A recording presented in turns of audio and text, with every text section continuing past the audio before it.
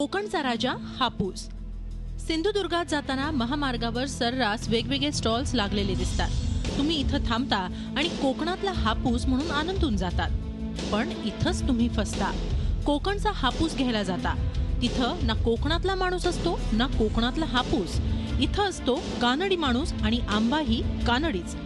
तुम्ही घेता तो आंबा देवगड हापूस म्हणून विकला जातो, पण तो असतो कर्नाटकातला आंबा।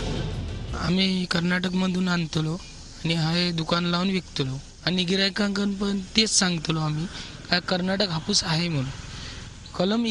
कलम इकडनंच नेला आणि तिकडे लावलेले आहेत, फक्त फरक एवढाच आहे, त्याच्यामध्ये दुसरा काय प्रॉब्लेम नाही। ते म्हणतात की कोकणातलंच आंब्याचं झाड आहे आणि ते आम्ही तिथे लावलं आहे आणि तिथे तयार झालेले आंबे इथे आम्ही विकतो, पण ही पूर्णतः धुळपेक आहे।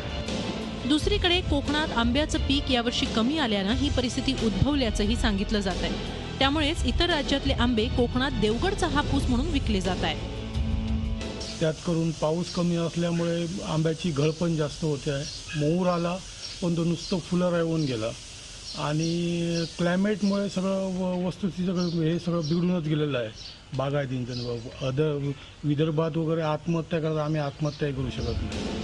कोकणचा आंबा यावर्षी रुसल्यानं कानडी आंब्यानं कोकणात धुडगूस घातलाय।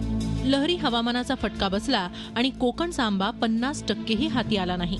त्यातच कमी दरात मिळणाऱ्या या खोट्या हापूस आंब्यामुळे जेमतेम हाती आलेल्या देवगडची किंमत टिकवणंही कठीण होऊन बसलंय। विकास गावकरसह bureau report, Zee media, Sindhudurg.